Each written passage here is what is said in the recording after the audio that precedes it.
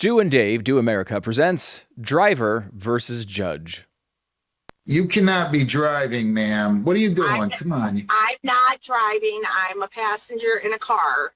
You're still not, I'm not hearing cases with people driving or as passengers in cars. I'm sorry, I have an emergency. I'm going out of town for a family member, but I will have my driver pull over. Hang on 1 second. I'm sorry. I didn't know that I wasn't allowed to be in a car, but hang on 1 second.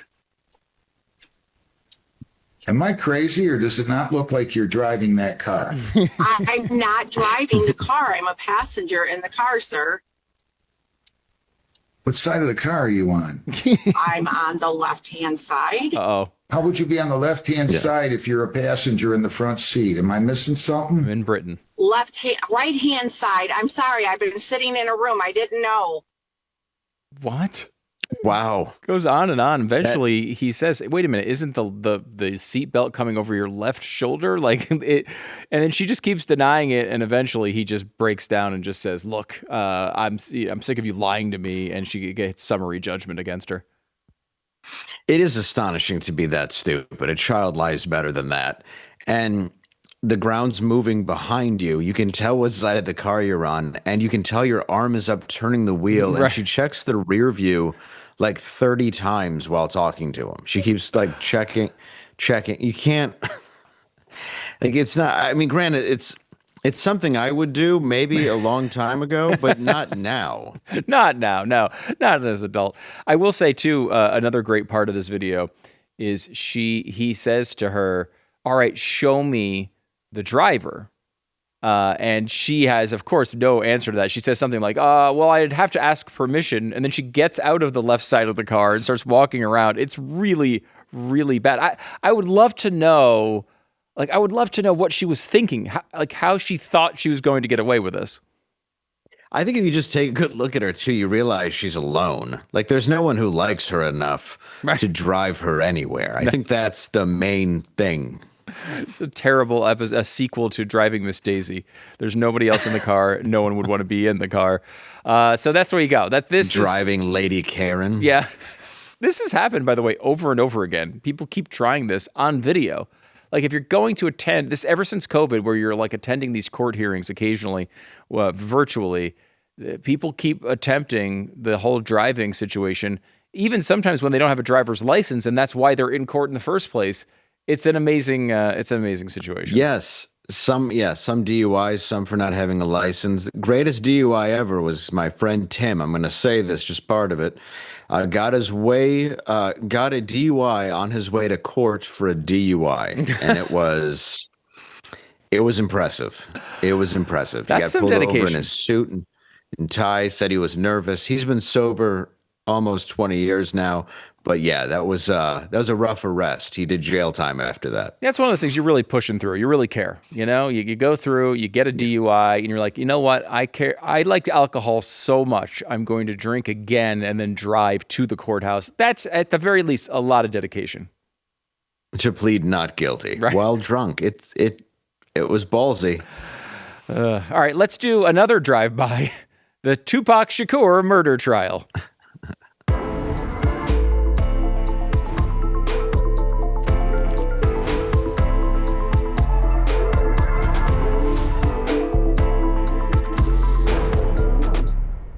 Welcome to Stu and Dave Do America. I'm Stu Burguiere, along with Dave Landau. Ahoy, we meet again. We do. Dave going to be all over the country, including tonight, I think, in Cleveland, Ohio, Dave. That's correct. The time, yes, if you can make it by 7 o'clock. Yeah, do it. 7:30. Get in your Come car. out tonight. Mm-hmm. This weekend, Traverse City Comedy Club, and just announced October 23rd, Canton, Michigan, Cherry Hill Village Theater, right there. And Wise Guys, Salt Lake City, September 25, 26. That should sell out, guys, already with the fan base we have. Come on. Yeah. What are you doing? Get on it. Get there. Get your tickets. Not if you're currently drunk and try, don't drive there. Maybe take an Uber. But get there, get your Yes. tickets tonight and all throughout the coming season. DaveLandau.com is where you can get your tickets as well. PredictableShow.com, got a new episode coming up today. Don't miss that as well. And we also have Blaze TV, blazetv.com/Stu and Dave. The code is Stu and Dave. You'll save $20 on your subscription to Blaze TV. Now, one of the reasons, one of the things Dave Landau is a comedian, of course, host of this program, many others, just an illustrious career, but also the author of not only his book, Party of One, but also the really preeminent history of the Tupac Shakur murder. You're the lead historian, I would say, Dave, of this entire situation. So I'm going to be leaning on you heavily as we go through this. Sounds good. Good. Glad to hear that. Because it's not that I don't know a lot about it. It's not like I haven't followed every detail. I, of course, have. But you are really the authority, and I wouldn't want to step on anything that you have to say on this particular story. Well, Duane Davis did also write a book. Yes, and he is the main guy in this entire trial. And see, much like the OJ I Did It book, you might want to put in if I did it like he did in front of it. Like if I killed Tupac, it would have been like this if you weren't sure about the statute of limitations. He didn't. Yeah. He basically had been bragging forever that he killed Tupac Shakur and then put it in print and now is confused why he's being charged with his murder. Yeah, it's not a great strategy. I would put it as like a lower level legal strategy to write a book admitting that you did the thing. I come back to every once in a while. I just have a moment where I think of that book by OJ, If I Did It, which was a real thing. One of the strangest things I've ever heard in my entire life. A guy who is accused of a murder, says he's innocent, then writes a book that he claims is a fictional account of what would have happened if he murdered this exact same group of people, and then released it or tried to release it publicly. I can't believe that actually happened, Dave. That was a real thing.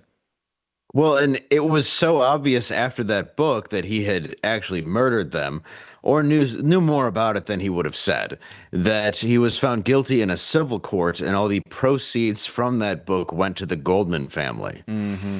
So they published it, and instead of saying if I did it, it just said I did it in huge letters, and the if I was really, really small. Right at the very top of the book, because they had control of the book. They couldn't change it, but they could control the cover and how it was printed. Mm-hmm. An amazing story, really legitimately. And this Tupac story is legitimately crazy, too. These are the key players in Tupac Shakur's murder trial. And, I guess because I really didn't follow this. I remember it happening back in the day. But, I don't, I can't say, Dave, you're going to be surprised to hear this, not, the lead of the fan club for Tupac's wonderful musical stylings. Really just not, I would consider myself a second level fan. What about acting? You like Juice? You like Above the Rim? You like Gang Related? Poetic Justice? All loved all of those hits that I've never seen. The weird effeminate pictures he has with Jada Pinkett Smith before he became a gangster rapper, stuff like that. I did not know that. You really do know a lot about this, a lot more than I do. But this story is interesting because of I was a huge fan. Yeah, of hip hop. Yeah, what happened and why we know about this now. So of course, Tupac, a big rapper from back in the day. I don't need to walk you through all of his incredible songs and acting appearances as Dave does, but he was very important. I mean, really thought of as a genius in this world, right? Like he was very highly thought of, and this story was a massive story. He was murdered on the Strip in Vegas, if I remember correctly, after a Mike Tyson fight. Which is correct. Yes. Yeah. He's put out a lot of albums since he died, which has made people believe that he was still alive for a long time, especially the Machiavelli album. But yes, it was after a Tyson fight. He got in a fight at the MGM Grand, ended up getting killed after the fight. But yeah, you can see a lot of the people on camera who are following him through the MGM casino, which you could see in the Diddy documentary, because Diddy did pay possibly one of them $1 million to kill Tupac, which that's where two of these worlds kind of come together. Now, to be fair to them too, how would you know there'd be cameras at a casino? You wouldn't know. Yeah, you wouldn't. It's just so difficult to be thought you get caught up in something like this. But the main character of this particular trial is Why would it take Duane 30 Davis. years? I know. Sorry. 30 years later. And that was my first question when we started talking about, should we do this story? Because I know, it is a huge story. And it's one of these huge unsolved mysteries. It's, of course, episode 19 of our 37-part series on this program called Unsolved Mysteries of Rap. We're known very much for this, won many awards. But Duane Davis is a guy who, the reason why this is happening is because, Duane Davis told us basically that he did it in his book, as you pointed out. This is a bizarre thing. He said in the book, he had a conversation with Sean Diddy Combs. He says Combs asked Davis for help with a couple problems that he needed handled, referencing Suge Knight and Tupac Shakur. I looked at him in his eyes, and without hesitation, I responded, "That's not a problem. We can make that happen." He goes on to say, "No words were exchanged. The time for talking had passed. The crap had hit, was on. It was ready to go." And he said they pulled up. The gun he said was used was a gun that he had, and this is not gun safety 101, guys. He had thrown in the back seat. Typically, that's not the way you want to handle your firearm, just in case you're new to the Second Amendment and your right to own a firearm. But he went through all of this detail in a book that he released with his name on it. It wasn't an accusation from someone else in a book. It was his book that he wrote about himself. And now he's just absolutely stunned that people would take him seriously and put him in a court of law, Dave. Well, right. Especially, I do believe that the MGM cameras show that he was there. He was a South Side Crip. If people don't know, Bloods and Crips, they are two gangs that are with each other. I'm wearing blood colors right now. I'm not associated with the gang, but it's blue versus a red, just so you know. But yes, he basically play-by-play the entire murder, said that he was going to kill both Tupac and Suge Knight. Suge Knight was struck, did not die. He's a very gigantic man. He was driving the BMW, and then I think it was a BMW. It was either BMW or Mercedes. But Tupac was in the passenger seat. Tupac did die. I think it was the third time he had been shot with several bullets. So people have been trying to kill him for a while, but it all does kind of trace back to P. Diddy, which was a documentary they did where he claims there were people that claimed that he paid this guy that way he could get them out and then he could kind of take over the rap game. And Suge, not being the greatest guy in the world, Suge Knight, who's also in prison and says he will not testify in this trial, I think he did not have anything to do with Tupac's murder or Biggie, but I do think that he saw that he could reap the benefits of owning all of Tupac's music, so he remained silent and also didn't want to get shot again. Yeah, it's a good motivation. And if people don't know what happened to Suge Knight, when they were filming the movie Straight Outta Compton, which was about NWA, Suge Knight did not like the way he was portrayed, so he pulled onto the set and hit somebody with his car, then put it in reverse, hit them again, and drove away, and that's why Suge Knight is in prison. And that was recent, right? Only a few years ago that happened. Yeah, it was only 5, 6, 7 years ago, right in there. He's been in prison, but he was also known for dangling Vanilla Ice out of a window to get him to sign over his contract. Really, he was a bouncer. He was a former football player, really ruthless guy. One of the interesting parts about all this too, Dave, is that it's not a great defense strategy to write a book in which you admit to the murder. That's a suboptimal defense strategy, generally speaking. You have to come up with something to say. Like if you said, "Hey, I wrote a book," everyone read the book. In the book, you said you were responsible for the murder. You have to have something to say in court. And basically what his defense is he's such a liar. This is his own defense. He's such a liar that you can't possibly believe what he put in that book because he was clearly lying. And he's bringing up witnesses who are saying, yeah, he did stuff like this all the time. He constantly was lying about how important he was and how tough he was. So therefore, you can't believe his own claims in his own book that he was passing off at the time as true. I mean, he could be lying about it, but the problem is now you've lied about committing a murder, so people are going to take it seriously 30 years later. I mean, once enough cops have been paid off and enough people have been paid off to turn the other way, it's really the only way something like this is going to take this long to even uncover. But I do think that he would have taken, I mean, he wasn't a great shot. He did kill him, but it was a lot of bullets. I think it's a pretty high probability that he did it or knows exactly who did it and the story, even though he took credit for it. Because he claimed that he didn't actually shoot him, right? He was driving the car and kind of told people to do it. The other three people, right, he was the driver. Yeah. The other three people who were in the car are now. You're going to be surprised to hear, Dave. They're all dead, which is a shocking development in the 30 years. Who would have thought they all three of them, pretty sure they caught COVID or something and just didn't quite make it to the trial. Well, that's a lot of them were gangbangers. Right. So, I mean, by a lot of them, I mean all of them. So the chances of them making it 30 years is pretty much impossible. So, yeah, everybody else who would be a corroborating witness has been killed. May I add, violently? Yeah, I believe at least a good portion of them. I loved this defense though. I just there's something about it that's just so awesome where he's just like, yeah, no, you have to understand none of the stuff in that book you can believe because I'm a liar. I'm lying all the time. He was lying for cash, which again, how do you judge that if you're a juror? Right? Like, well, wait, am I supposed to believe him that he's a liar because he's telling me he's a liar? So whatever he's saying is probably a lie. But if I believe him that he was lying before, then he's innocent. But if I believe him that he's lying now, then he's guilty. It's very difficult to sort out if you happen to be a juror in the situation. It is. And if you put him at the scene, I think you're going to end up with probably a guilty verdict if they can prove he was there. I guess there is a big plausible deniability that, or what is it basically when they say in court that they just have to, kind of just give one thing to prove that he might be innocent. I don't know why I'm blanking on that term. Innocent until proven guilty. Innocent until proven guilty, but when you're in court, you basically just have to have a bit of reasonable doubt. That's it.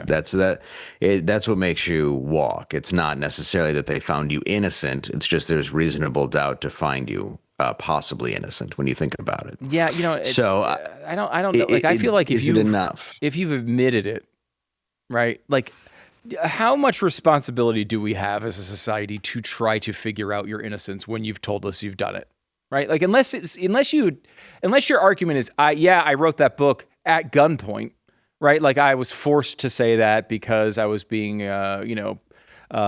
persuaded in some illicit way, right? Like I could see that being a defense. But once you come out and say it, I just feel like that's kind of it. Right? Like if you came out and admitted that you committed this crime and you weren't under like, if you're, it's a forced confession in some way. I mean, that could be an out, I suppose. But when you come out and you say it, like, I just feel like, can we move on with our life? We got a lot of cases to get through.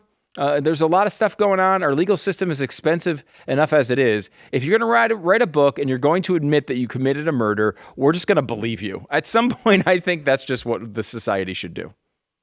Yeah, you kind of have to. I mean, he thought that he had immunity in the situation, which is ridiculous because you can't go, well, I thought I had immunity, but then say you're the murderer and the person they should be prosecuting.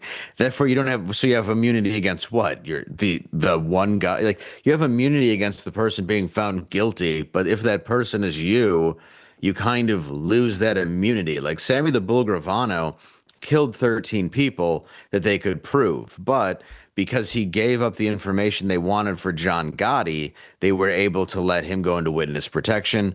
And I mean, of course, he sold ecstasy. There's a fun story behind that. But how immunity works, though, is because you're willing to give up information and then they're willing to protect you. You can't just have immunity to protect you from yourself. It doesn't make any sense. It really doesn't. It's a bizarre story. Dave, you followed this for years. It's just the idea, though, of like, I'll tell you who did it, and they go, all right, we'll give you immunity. It's like, I did. That's not how that works. No, that's not true. What do you think the real story is here? Do you have any theories as to what really happened? I mean, is his book basically true, or is there another story? I think his book probably is true. I think he was involved with the murder. He may have been he may have been a passenger. I mean, he may have not had the biggest play in the entire world about it. Even he may be saying it's a larger role than he actually had. But he was associated with the gang that was hired by Diddy allegedly to go and kill Tupac. And I also believe that Diddy had Biggie killed for the exact same, for a similar reason, where he wanted to own his music. Biggie was thinking about leaving Bad Boy Records, which was Diddy's company. So he didn't want that to happen either. And he wanted to have control over everything that he had. Like Biggie's mom flat out hates P. Diddy and thinks that she's responsible for his murder, let alone Tupac's murder. And if you see that documentary come out and all the stuff that Puff Daddy's responsible for, or Diddy or Sean Combs or whatever you want to call him, I think he is the one behind it, not driving the car necessarily or pulling the trigger, but I think he did finance the murders for his own gain. I guess last question for you here, Dave. How much research did you do to make sure the statute of limitations had passed when you wrote your book, Party of One? Enough that I took out a chapter that I won't admit. See, you did it the right way. You're supposed to really be sure that you can't get in trouble for writing the book before you write the book. Then go ahead, go ahead. But so you got rid of just the one chapter that you won't admit. Yes, and look, it was past the statute. It wasn't anything horrible, but it was one of those things where maybe they changed that law one day, and it's best it's not in print. Yeah, that's true. I will say, with the state of affairs and the way that the government tries to get revenge off of its enemies, you get an Elizabeth Warren presidency, or, I don't think that's going to happen, but an AOC presidency. I feel like they'll absolutely assign a couple people to go through your book and try to figure out a way that they can, accuse you of some crime, or at the very least make you go through a trial to make the process the punishment. Absolutely. I don't doubt that for a second. That's why it's so terrifying. Mm-hmm.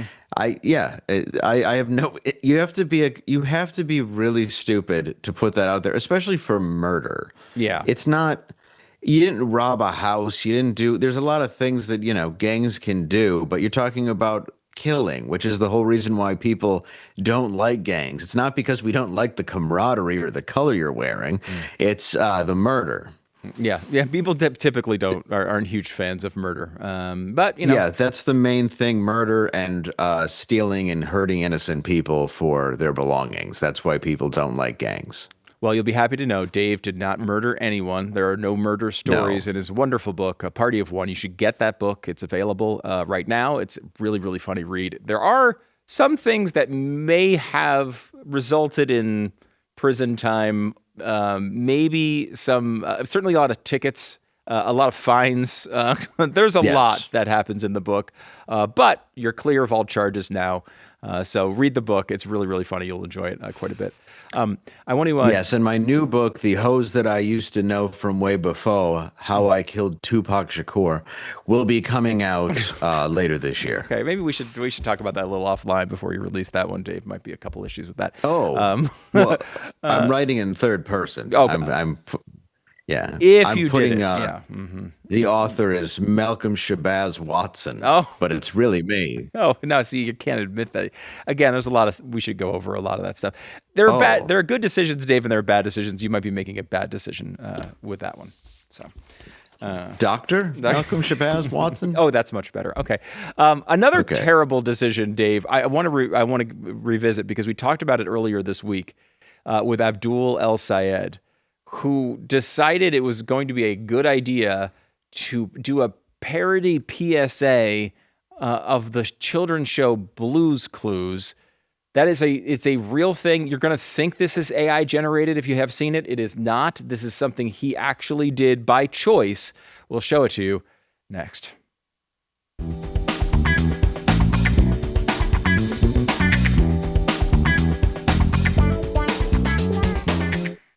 So you went to bed on time, you turned everything off, you technically remained unconscious for, most of the night, and then somehow you still wake up and you're hot and you're uncomfortable and miserable. That's why you need to get a Ghostbed. Their mattresses are designed around two things that make an enormous difference when you're trying to sleep: cooling and support. Every Ghostbed mattress has cooling technology built right in. I know, I have one. I love it. Staying comfortable isn't some premium feature you have to add on later. It's just built into the bed. A mattress shouldn't feel uncomfortable when you lay down at first, or if you're in bed all throughout the night. It needs to keep doing its job for the next, several hours while you're asleep, and then do that every single night for months and years on end. It's not an easy job for any mattress. You're going to spend like a third of your life in bed. Thought about this a long time ago, and it's proven to be a really good decision. You think you got a third of life basically at work, a third of life in bed, a third of life just doing the rest of the stuff that goes on. We focus a lot on those other two things. We don't focus a lot on that third where we're just in bed. It is worth getting the right mattress, and Ghostbed gives you 101 nights to figure out whether this mattress is right for you. You can't beat that. You can sleep on it all summer long and feel the difference for yourself. How many more summers, falls, winters, springs are you going to waste on terrible sleep? Ghostbed is currently offering this audience an extra 10% off. When you finance one of these beds, you're talking about like $1 a day. So it's totally worth that. Ghostbed.com/Stu and Dave. Ghostbed.com/Stu and Dave. It is ghostbed.com/Stu and Dave. Dave, Chuck Schumer is having some issues. Questions about Schumer's future grow as Democratic candidates call for change. We're now in a position where one of the two parties in America thinks Chuck Schumer is too conservative. So that's quite the accusation. Al Sayed, Yes. Peggy Flanagan in Minnesota, Troy Jackson in Maine, Juliana Stratton as well in Illinois. All these people are saying they will not vote for Chuck Schumer to go back into office. And this is part of this giant move towards socialism. Yes, it is. I'm not thrilled about it. And we also know that he slaughtered over 4,000 cats and dogs. I want to point that out. Right. It is a mix of not just dogs. Is it Chuck Schumer did that or Al Sayed did that? Oh, I thought you were talking about Al Sayed. I was looking up Chuck Schumer's probably killed a lot of things just to drink their blood to stay alive. I'm pretty sure that guy's a vampire. He's at least the original Penguin, but he doesn't have I don't know. He could never be Mickey, Rocky's trainer. No, it's very strange. I mean, you think of Schumer, well, he's old. He's the old guard. He's been around forever. But I mean, in D.C., he's a spring chicken. The man's only 75 years old, Dave. He might be underage for the Senate. That's honestly, that's not even presidential anymore. No. I really do think we need to put a cap on that. In order for you to run, let's just call it up to 50, maybe up to 60. And I know a lot of people are older out there. Look, I'm 44. Once I'm 50, I don't need to be president. Yeah. Look, I'm 50. I'm fine not being considered for any of those roles. Who needs 74? Yeah. Why are you in politics if you're 74? Of course he's too conservative.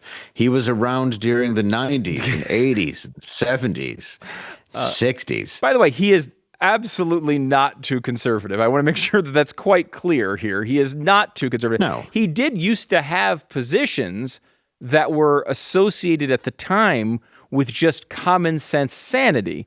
Like, you don't just open up your border and let millions of people flood over it. That used to be a position that even Democrats took. So they use those positions against It was a huge position for them. Yeah. It was a huge position for them. There's tons of videos where he's talking about the importance of a secure border until he found that it was popular to get lunatics voting and not having a secure border. Yeah, he's totally nuts now on all of these things, and that's of course part of it. I would just say that you go look at a guy like Schumer, and I guess with the Senate he is pretty young still. He's almost like on the cover of Barely Legal Senate edition. Yes, at yes. 75. I don't know why. Yes. I'm with you on that. I think an age limit would probably be worthwhile. I mean, it's probably got to be better. I mean, it should be probably higher than 50. I would say 65, 70. I don't know what the number is. 65. Yeah, I think 65 is fair. You shouldn't be passing out the whole time. Let's just say that. Right. And I pass out now all the time. And you're in your 40s. You're right. Like it gets hard. Yeah. It gets hard to just walk around. And when that becomes the situation, perhaps you should consider different work. Schumer sucks for a million reasons. I don't think it's because he's not socialist enough, though. I don't think that's right. That's what El Sayed is doing, and because he's appealing to this new kind of crop of Democrats, I guess. And frankly, I don't understand them. They like very weird things, and I don't like this sort of approach with Mamdani, where he's doing that really like annoying smile into the camera all the time. He's just like, he's friends with the kids. He's jumping into the pool with a suit on. He's wacky. He's wild. It's just, we're all supposed to love him. That's socialism today. And we got a little bit of this. We mentioned it earlier this week with Abdul El Sayed, who made I guess you'd call it a parody of Blue's Clues, the television show for kids. And I honestly saw this at first and thought it was AI. It's so unbelievably cringy, Dave. I want to show this to you. I want to get your reaction on it. This is a real video from the campaign of Abdul El Sayed, I guess trying to relate to people who are freaking insane. Watch. Makes me wanna wag my tail. When it comes, I wanna wail. Yep. Thanks, mailbox. Where's We the just got a dog? letter. We just got a letter. We just got a letter. I wonder who it's from. Oh, it looks like my ballot. Brought to me by my Secretary of State. And with it, I can participate in democracy. The first day that I can turn this in is June 25th, but it has to be postmarked by July 21st. Or I can drop it off up until Election Day, which is August 4th. Thanks, Secretary of State. Thanks, mailbox. Votes could do, we can't do. Oh God. Help me.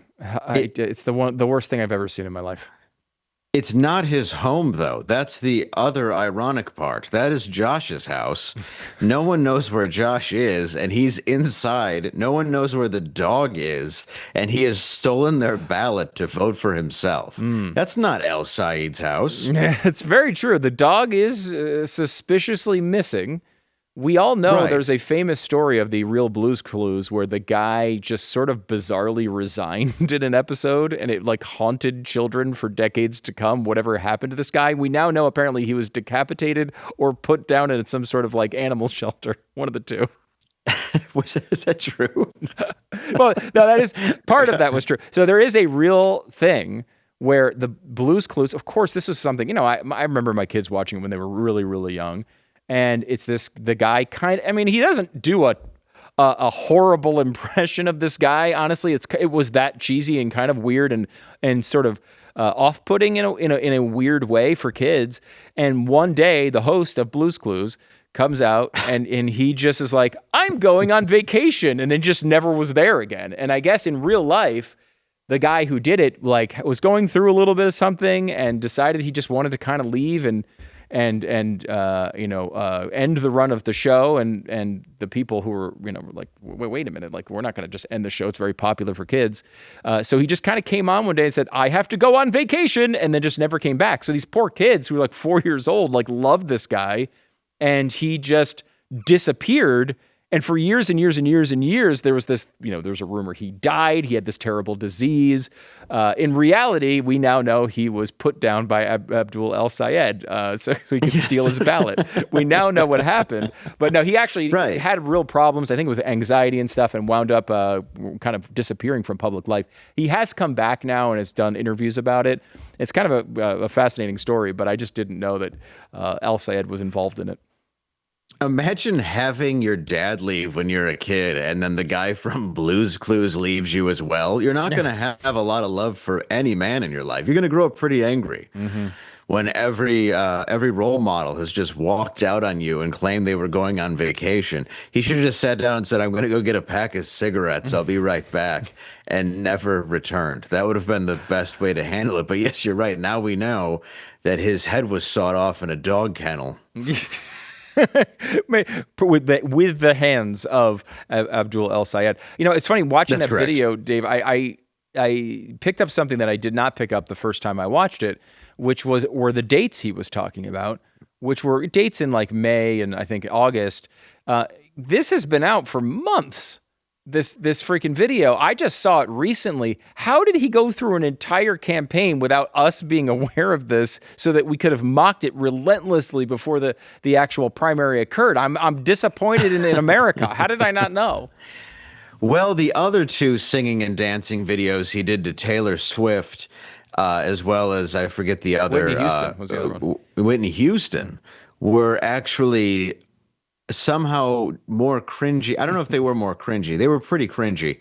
They were equally as bad as this. He's done so many weird videos that are extremely gay for his culture that I do not understand. Yeah, that's got to be why. It's just he's done so many that it drowned this one out. I guess that might be it. I thought he was doing this as the candidate. Maybe just politically he's figured out I should stop doing these now because, I mean, I guess some weird socialist might think this and see this and think it's campy and cute and want to vote for the guy. But like generally speaking, I don't think the average guy. I mean, I know a lot of people from Michigan. You know even more, Dave. I don't know any person from Michigan who's like, oh yeah, that's my guy. That's my candidate. If he keeps making videos like this, I don't think he has any chance against Rogers. No.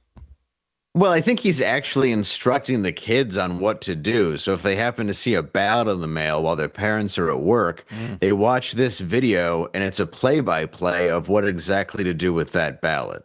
It is kind of how to commit mail fraud as he's in somebody else's home reading somebody else's mail, which I've been told many, many times is a federal offense. That's the standard. Apparently, he doesn't care about that. He probably committed. Yes, even at the end, he disappears from the house, fully knowing he's committed a crime. Mm-hmm. Well, that's it. Don't listen to Abdul El Sayed, boys and girls, because you'll end up in prison. Let me take a break here, Dave. Come back on the other side. The only thing maybe more creepy than Abdul El Sayed as Blue's Clues, I want to talk to you about that. It's adults at Disney. I'll tell you about that next. Mm-hmm.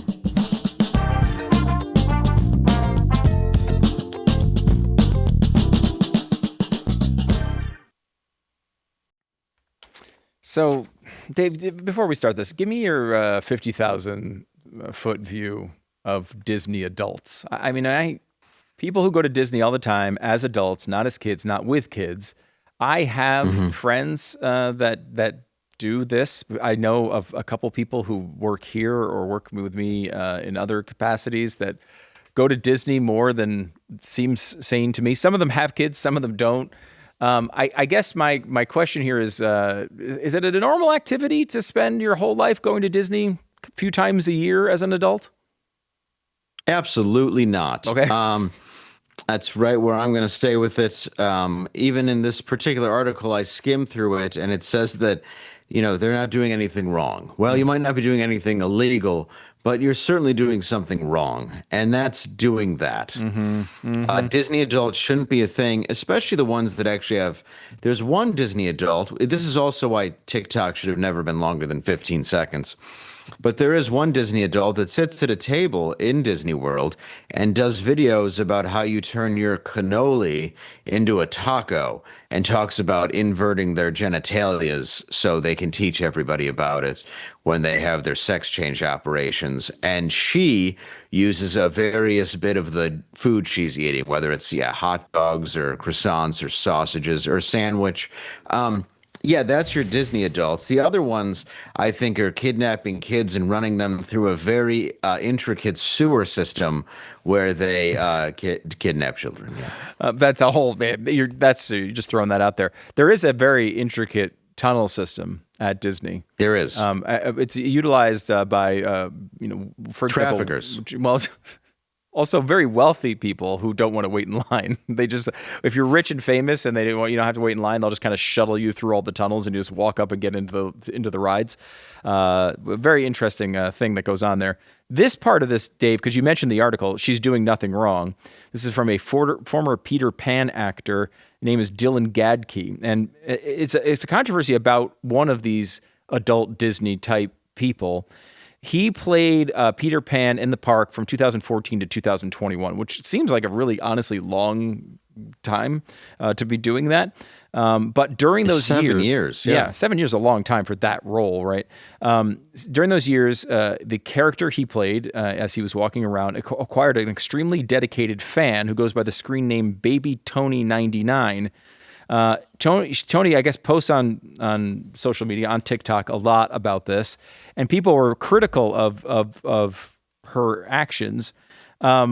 Basically, like she would follow around these characters, and even though there was really awkward interactions, a mashup where the interactions with Peter Pan over the past 10 years, she would follow them around the park.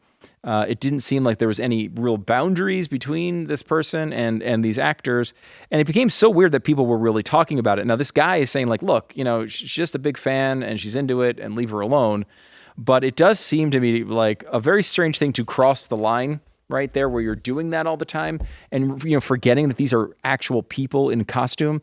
And secondarily, these are designed for children. They're not designed for you and your weird thing. Whatever your weird thing is, do that at home when we don't know about it. You don't need to bring that out into a park where there's a bunch of children. God only knows what some of these people are thinking and doing when it comes to these characters.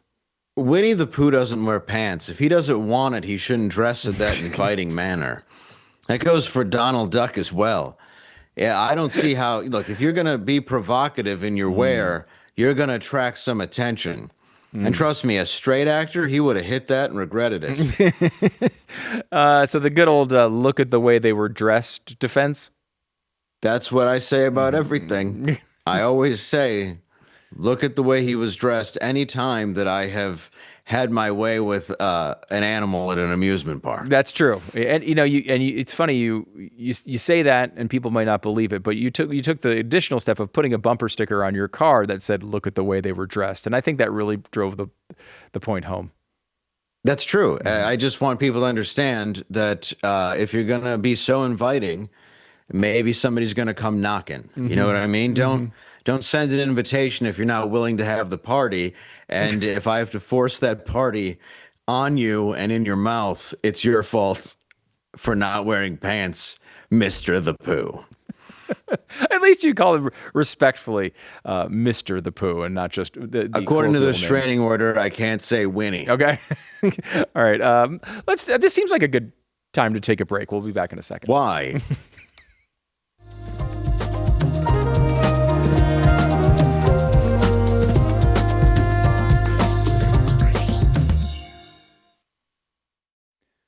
Well, if you happen to be Winnie the Pooh and are concerned about your safety, you want to know the tour dates of Dave Landau, where he's going to be around the country. Dave, where will you be? This weekend, you can see me in Traverse City, Michigan at the Traverse City Comedy Club.